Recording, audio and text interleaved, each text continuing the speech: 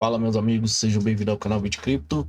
Pessoal, a Ripple ontem se manifestou juntamente à SEC em relação a passar algumas informações que a SEC possivelmente não estava conseguindo se debruçar, né? E estava começando a caminhar para o mesmo caminho que a administração anterior seguiu, né?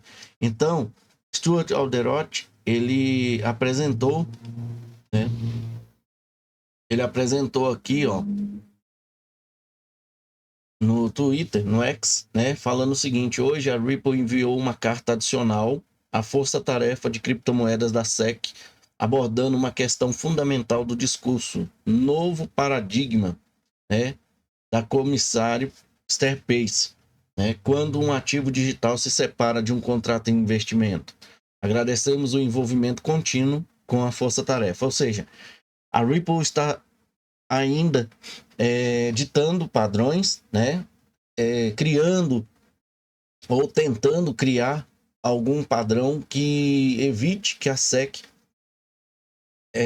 fique em aberto, né, em alerta com relação a talvez empresas que não têm intenção de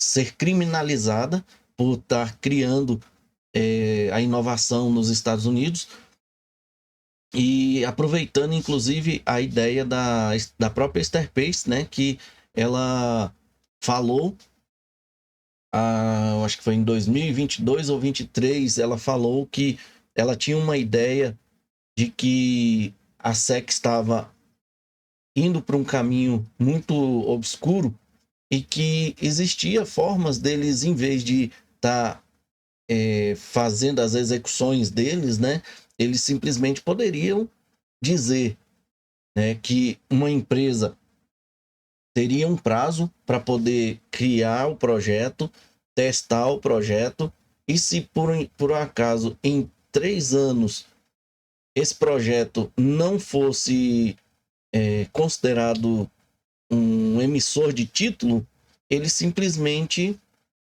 seria largado de mão e deixaria ele continuar trabalhando. Do contrário, ele teria que registrar aqueles títulos, né? Se eles não conseguissem provar que aquilo não era um título. Bom, e eu trouxe aqui, ele deixa o link aqui para nós, né? E eu trouxe aqui já marcado e vamos ver o que foi que eles disseram.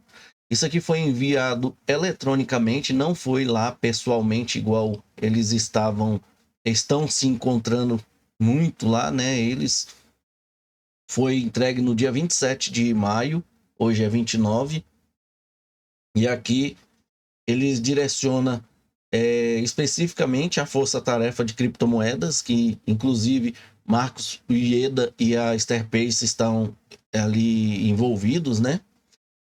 Eles agradecem aqui pela reunião que eles tiveram no dia 20 de maio de 2025 com a SEC e a Ripple, e também no dia 19, um dia anterior, com a luz do discurso da Esther Pace, né, sobre o novo paradigma, né, ele coloca entre aspas, né, do que está sendo delineado dentro da SEC em relação às criptomoedas. Só que vocês vão ver que eles batem muito em cima da SEC em relação a eles não ter jurisdição e que quem tem que fazer isso é o legislativo. Vamos lá. Quando um ativo criptográfico, gostaríamos de compartilhar pensamentos adicionais sobre esta questão. Quando um ativo criptográfico não relacionado a valores mobiliários, que antes fazia parte de um contrato de investimento, se torna separado desse contrato? É uma pergunta que eu mesmo não saberia responder e nem a Ripple está sabendo responder, porque a SEC continua sem trazer clareza, mesmo depois do discurso dela e da reunião que eles tiveram, né? E aqui tem uma análise do tal de Lewis Cohen, né, lá de 2022, né, e ele está dizendo que continua sendo o reflexo mais preciso da legislação vigente, que é o que existe hoje em termos de legislação nos Estados Unidos, né? E as aplicações que essa legislação, que a SEC não pode ultrapassar esse limite. E diz aqui, esse Lewis, deve ser um cadê? Eu não sei se é um livro ou se foi um artigo. Olha só, eu vou copiar aqui, deixa eu ver o que diz aqui. Aqui nós vamos pôr a tradução. Aqui diz a modalidade inelutável da Lei de Valores Imobiliários. Por que criptoativos fungíveis não são valores imobiliários? Deve ser livro mesmo, tá, gente? Vamos voltar aqui. Não tem. De certa forma, pode ser um artigo também, porque só tem a data aqui, ó. Tá? E não custa nada a gente pegar e fazer isso aqui, né? Ó. Já estamos por aqui mesmo. Vamos deixar ele pesquisando aqui. De repente, se for, é isso mesmo, ó. Provavelmente, ó. Provavelmente é um PDF ali. Vamos ver. Sim, olha só, gente. Vamos ver se é a pessoa que escreveu aqui. 10 de novembro de 2022.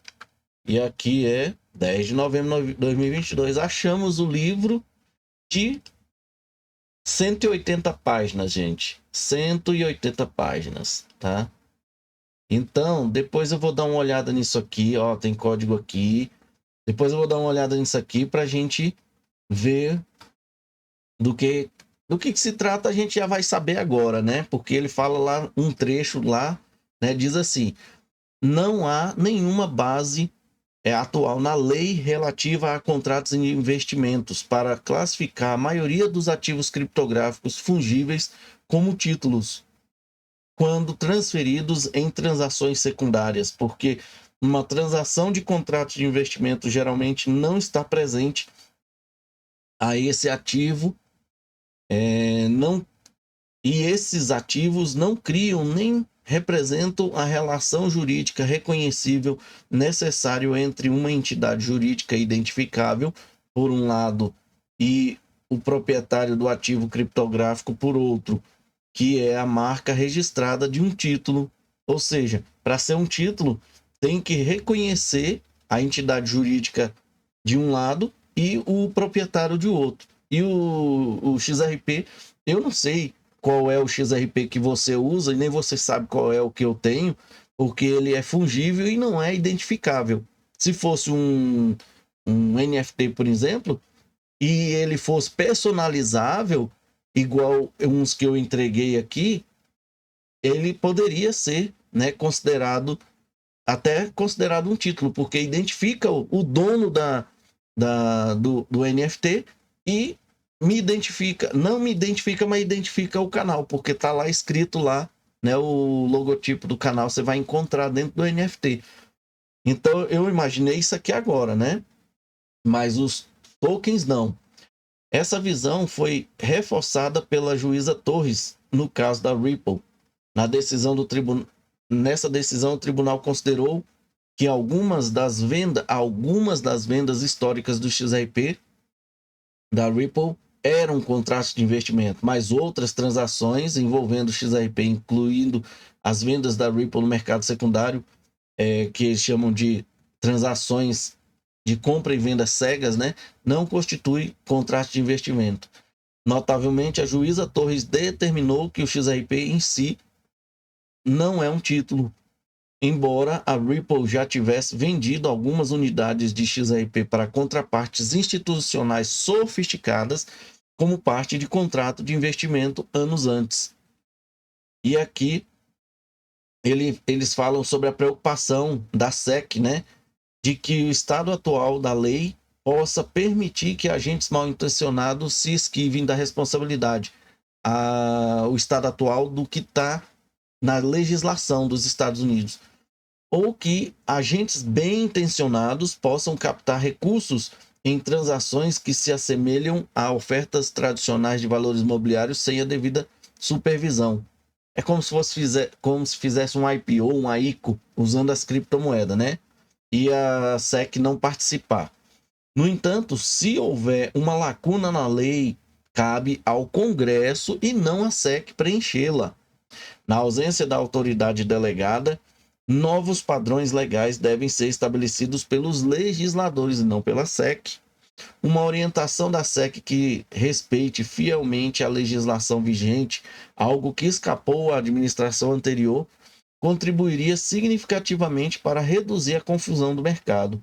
Em contraste, a confiança em conceitos vagos e não testados como totalmente funcional ou suficientemente descentralizado. Foi os dois termos usados por Bill Riemann para poder dizer que o Ethereum e o Bitcoin não eram título porque eram totalmente funcional e suficientemente descentralizado.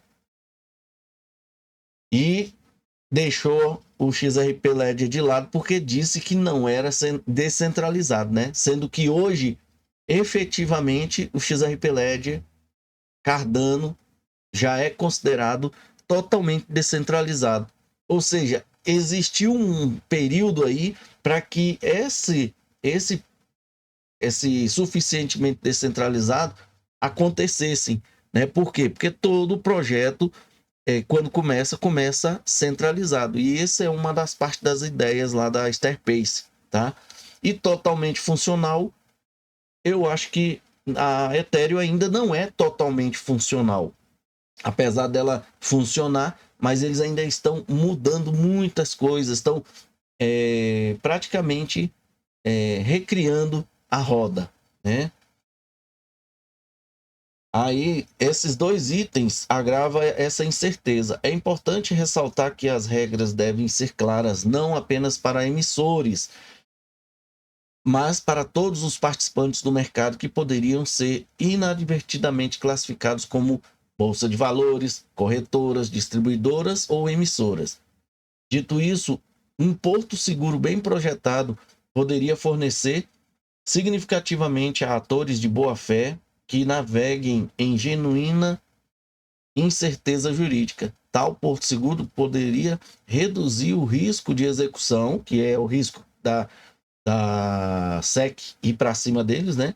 E fornecer diretrizes claras de conformidade, especialmente durante os estágios inicial do desenvolvimento da rede, que é mais uma parte aí do que eles têm em relação à ideia da Starpace. No entanto, a estrutura não deve implicar que transações envolvendo ativos digitais nas quais não há contrato de investimento estejam sujeitas à lei de valores imobiliários. O objetivo deve ser o objetivo deve ser proporcionar clareza onde houver incerteza e não borrar limites já estabelecidos no Congresso, né? Um porto seguro sólido deve operar dentro do escopo existente da Lei Federal de Valores Imobiliários e não expandi-lo, porque quando eles expandem, eles estão saindo da jurisdição deles, do que o Congresso definiu que a SEC poderia, né? Ou seja, tá dando umas tapas neles lá para avisar, ó, acorda aí que vocês já estão começando a dormir de novo. Até que o Congresso defina a legislação, uma possível abordagem para esclarecer os participantes do mercado sobre quando um token se separa de um contrato de investimento sobre a lei existente seria, olha isso, quando um ativo digital for vendido como parte de um contrato de investimento, qualquer oferta ou venda subsequente desse ativo não será considerado uma oferta ou venda de um contrato de investimento. E o ativo será presumido como tendo se separado do contrato de investimento, a menos que ambas as seguintes condições sejam atendidas. Primeiro, uma promessa de material feita pelo emissor como ao comprador original em conexão com o contrato de investimento permaneça pendente e não cumprida. E segundo, o detentor subsequente tenha direitos executáveis contra o emissor decorrente dessa promessa. Aí sim, é aqui que ele fala que se por um acaso for vendido nessas condições, é um contrato de investimento. Exemplo de promessas materiais podem incluir compromissos para, aqui nós estamos falando do primeiro item, né? Uma promessa material feita pelo emissor ao comprador original em conexão com o contrato de investimento e que permaneça pendente e não cumprida. Aí pode-se, o detentor pode executar, né, o emissor, ações contra o emissor. E aqui, ó, criar uma blockchain funcional, teve promessa? Teve. Cumpriu? Não. Pode ser executado. Gerar lucros, teve promessa? Teve. Não cumpriu? Não. Então, pode executar. Recomprar tokens. Ele comprou o contrato e diz que recompraria o token. Recomprou? Não. Então, ele pode ir para cima. Garantir listagem em exchange. Ele está garantindo, ele está listando o token em várias exchanges? Não. Pode ser executado pelo detentor. Ou fornecer dividendos, igual aquelas stablecoin que oferece dividendo. Esse dividendo também pode ser os stake, tá, gente? Tá fazendo isso? Não. Então, já pode ser executado, porque tem um contrato de investimento. Ou compartilhamento de receita, né? Tá compartilhando a receita? Não. Então, posso, como detentor, né, processá-los. Declarações públicas gerais ou exageros não devem se qualificar. Um padrão amplo tornaria o teste impraticável e sujeito a um excessivo abuso. Que tá pequenininho aqui, tá?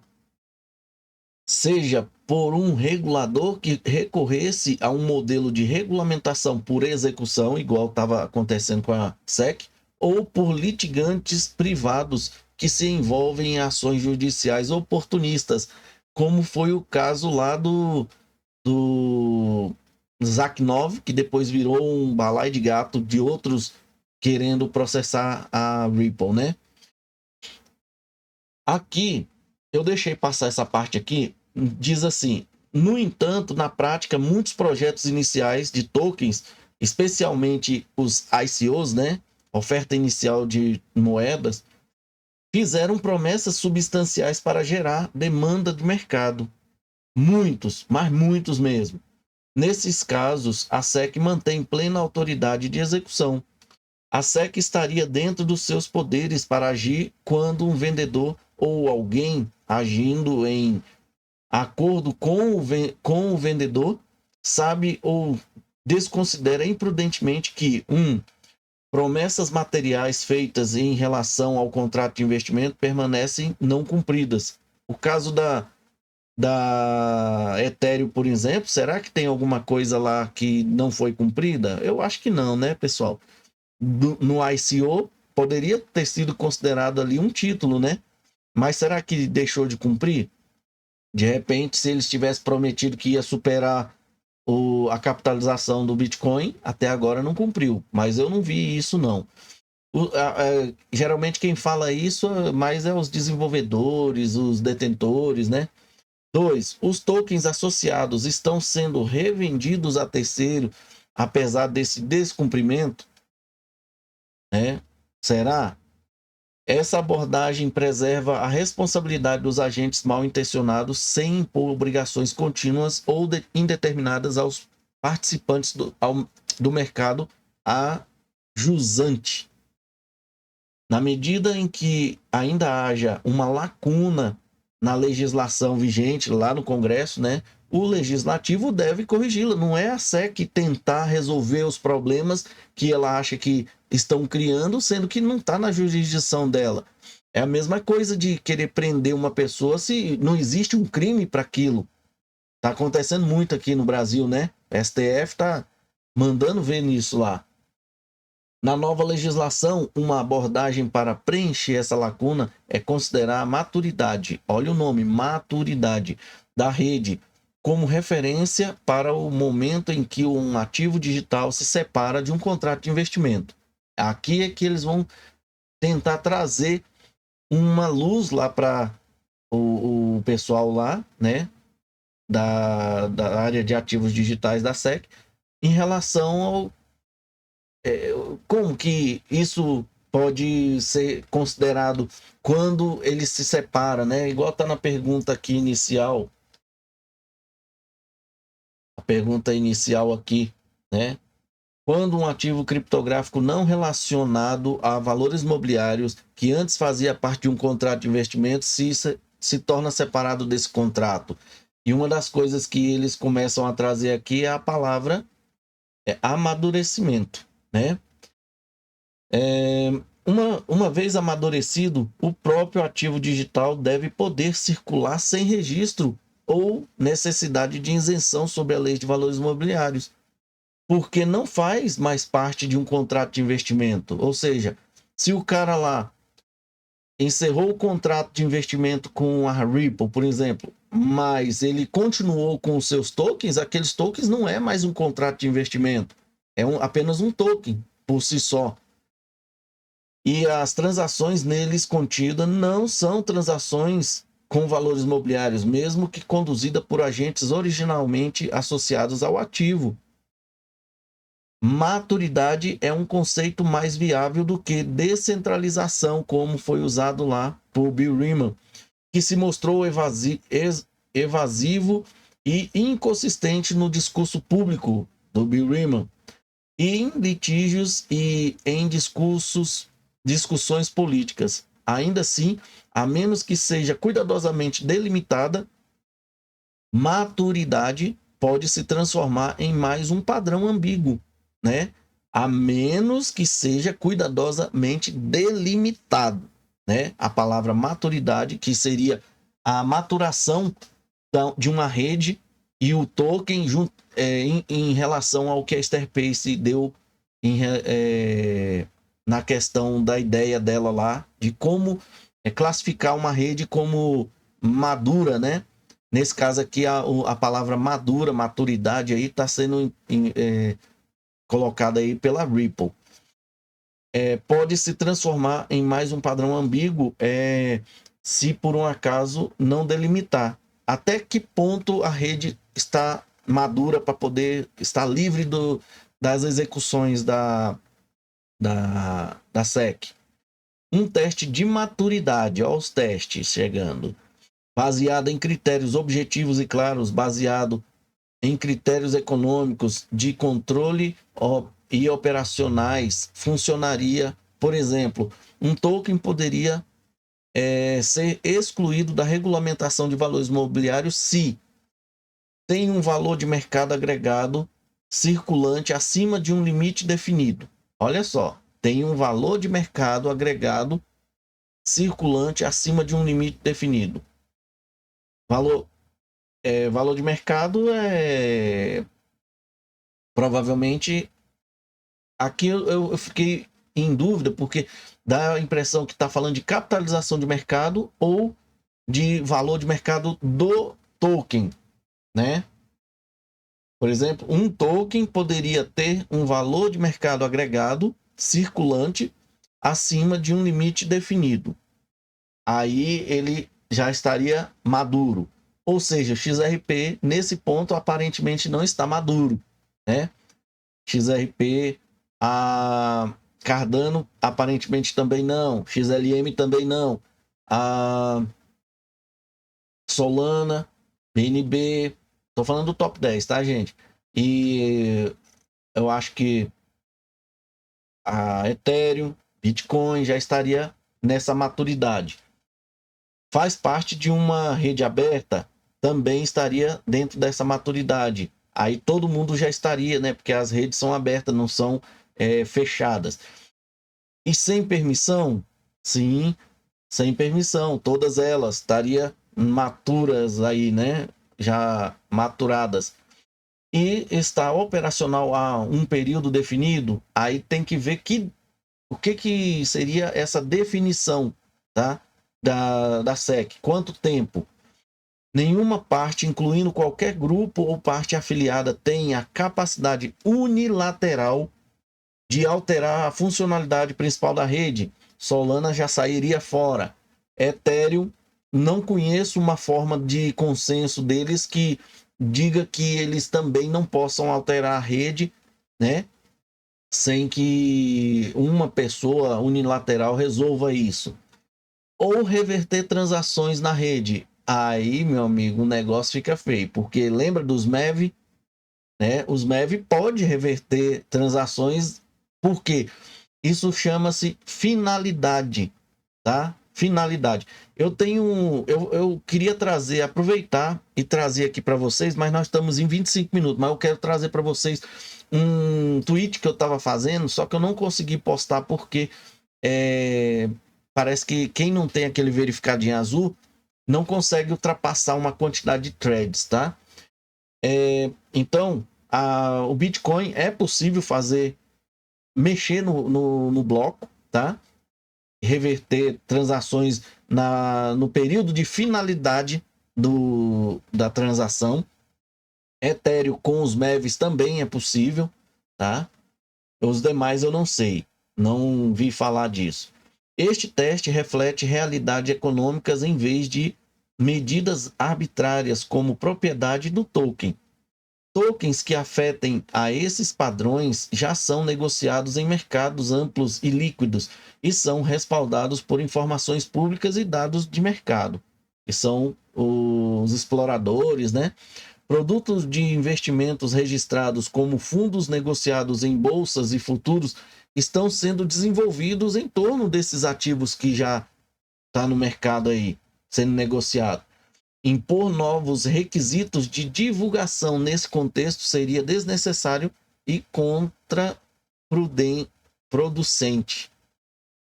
Pior ainda, exigir divulgação criaria a impressão enganosa de que certas partes associadas ao token ainda podem controlar o ativo ou a rede, né? Dá a impressão, estou divulgando aqui porque nós temos o controle da rede, quando isso não é verdade. Em outras palavras, exigir divulgações criaria a impressão equivocada de que a rede é mais controlada e controlável do que realmente é. Em suma, finalizando aqui, seria inadequado impor novas obrigações na legislação de valores mobiliários, como registro ou divulgação. Há tokens e redes que operam e são negociados em mercados com ampla liquidez, de forma aberta, transparente e sem necessidade de permissão. Há um período significativo já, né? Esses ativos foram integrados ao sistema financeiro, são amplamente detidos e não representam mais o risco que motivam as preocupações da SEC.